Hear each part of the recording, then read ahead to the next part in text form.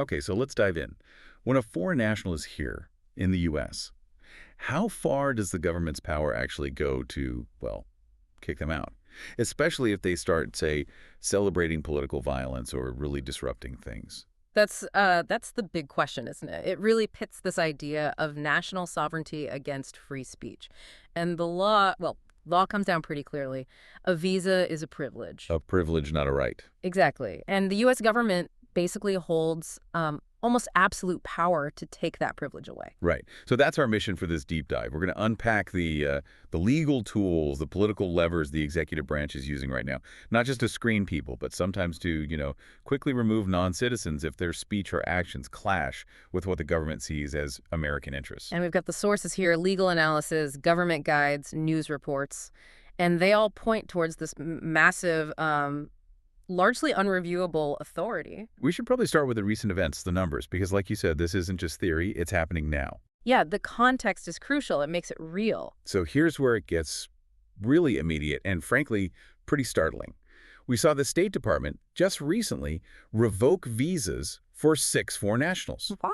Why? Because they publicly celebrated the assassination of Charlie Kirk, the conservative influencer. A direct response to cheering for political violence. Swift action. But that's not even the biggest part, is it? The scale on university campuses is something else. Secretary of State Marco Rubio confirmed over 300 visa cancellations. Over 300. And these were mostly student visas, right? Overwhelmingly student visas, yeah. Linked directly to pro-Palestinian activities and specifically to disruptive, sometimes even destructive, protests on college grounds. So we're talking hundreds of guests effectively having their invitation canceled. And Rubio's statement on this, it really cuts to the chase. It perfectly sums up the administration's view. He was very blunt. He said visas are for education. Not to become a social activist that tears up our university campuses. I remember seeing that quote. Exactly. It sends a very clear message. Being here in the U.S., it's conditional. And he threw in that key legal point, too, didn't he? Something like judges don't issue student visas? Yes, which right away highlights the constitutional debate. What speech rights does a non-citizen guest actually have when their very presence here is temporary, something the government can revoke? Okay, so let's unpack that legal foundation. Because to really get why this power is so broad, you have to understand this core legal idea: the plenary power doctrine. Sounds technical, I know. Yeah. But it basically means the courts have traditionally said, look, Congress and the president, they run immigration. We, the judiciary, mostly stay out of it unless there's a huge overstep. That's a good way to put it. Plenary power just means the authority to regulate who comes in and who stays is complete. It belongs to the political branches. It seems as fundamental to being a sovereign nation. Like self-defense, almost. Right. Deciding who enters on what terms. The courts see that as crucial for national security, so those decisions are, as the term goes, seldom reviewable. So the bottom line here, for anyone listening, a visa is a privilege. The U.S. grants it. It's not an inherent constitutional right like a citizen has. And when foreign nationals apply, they're basically agreeing to the host's rules. That's the implicit bargain. And the host, meaning the U.S. government, has some serious legal tools to enforce those rules. They certainly do.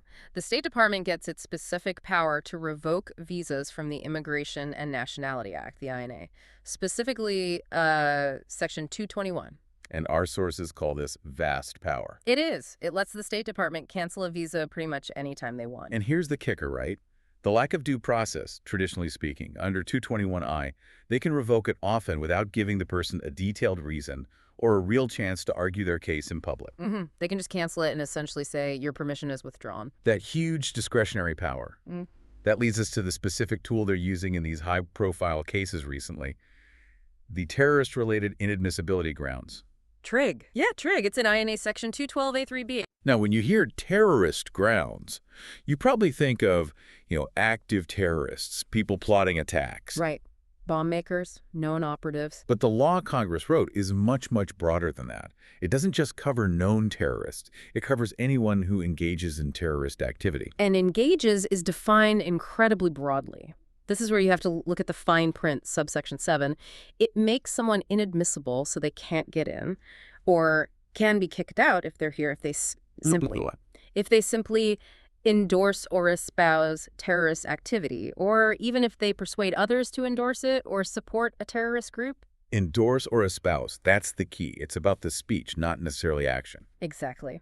And Congress has widened this over the years, especially after 9/11. They deliberately cast a wide net to catch speech, even nonviolent speech, if it promotes political violence. And things like assassination, which is what happened in the KIRK case, people celebrating it, that counts as a type of terrorist activity under the law's definitions. hmm So that specific legal hook, endorsement of terrorist activity, that's precisely why celebrating Charlie Kirk's murder fits so squarely under the government's power to revoke those visas. And the sources we looked at, particularly from a conservative viewpoint, argue this is not just legal, but appropriate, necessary even. The argument is that being in the U.S. is a privilege, and if a guest uses that privilege to cheer for political murder, well, they forfeit the privilege. It's framed as protecting national values. You can't have guests who champion political violence against Americans. Right, and they use that strong language. The First Amendment isn't a suicide pact. It doesn't mean the U.S. has to tolerate importing what some sources called fifth columns aiming to undermine the country. Okay, so TRAIC applies pretty clearly to celebrating an assassination.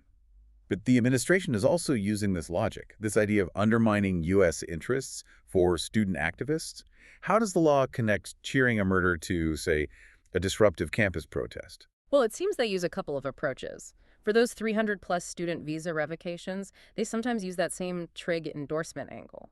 They connect disruptive protest activity, especially if it gets destructive or targets specific groups, to providing support for Hamas, which is a designated terrorist organization.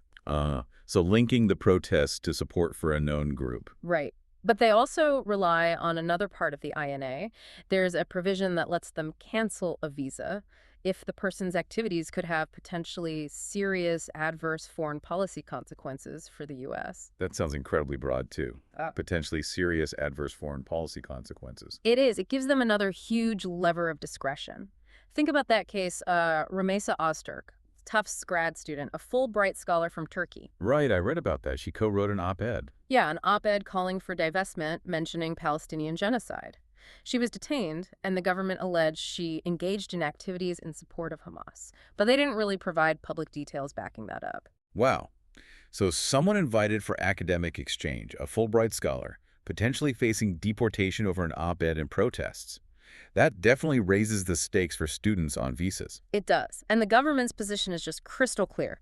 We gave you a visa to study. We didn't give you permission to become a foreign activist tearing up campuses, blocking classes, or intimidating other students. If you stray from the purpose of your visa. The privilege can be withdrawn. Simple as that, in their view. Which brings us right back to that core legal tension. Due process. If you're a U.S. citizen, your speech rights are, well, pretty vast. Massive protections. But if you're a foreign national and your visa gets pulled, your legal standing seems almost non-existent sometimes.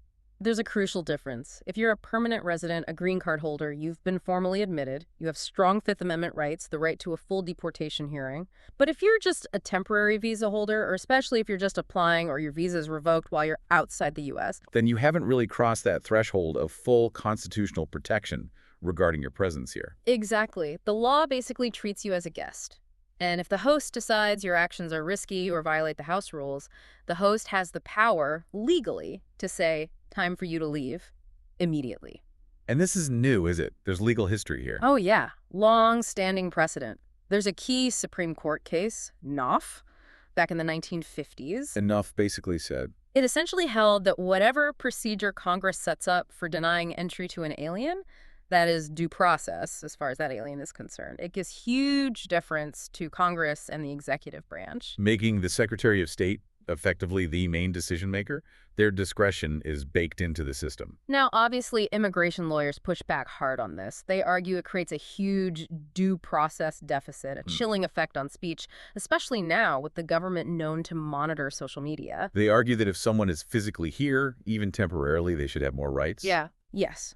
More transparency, more specific evidence required before a visa gets yanked. Not necessarily a full trial, maybe, but more than just a vague assertion. But the established law, as it stands now. As it stands, the State Department generally doesn't need to present court-level proof. They just need to state a plausible foreign policy reason or link it, however broadly, to endorsement of terrorist activity. It's more of a declaration than a legal burden of proof. It encourages a revoke first, ask questions later approach. You could say that. The system prioritizes the government's judgment about national interest and security over the non-citizen's desire to stay and speak freely, especially if that speech is seen as problematic. Judicial review is very limited. Okay, so let's try to synthesize this. What does all this mean for you, the listener? Well, it means the U.S. immigration system gives the executive branch a really extraordinary power that's largely unchecked by the courts, to quickly remove foreign nationals if their speech or actions conflict with U.S. interests. And this power hinges entirely on that key legal difference. A citizen has constitutional rights regarding presence and speech, while a non-citizen has a conditional privilege. Especially under those sweeping terrorist-related inadmissibility grounds, the TRIG provisions. And we've seen this power used hundreds of times recently against students labeled disruptive, and very pointedly against those celebrating political violence. It really confirms the government's position. National security and the nation's sovereign authority come first. They outweigh the free expression rights of foreign guests when that expression is seen as threatening stability or core national values. Which leaves us with a final thought for you to consider.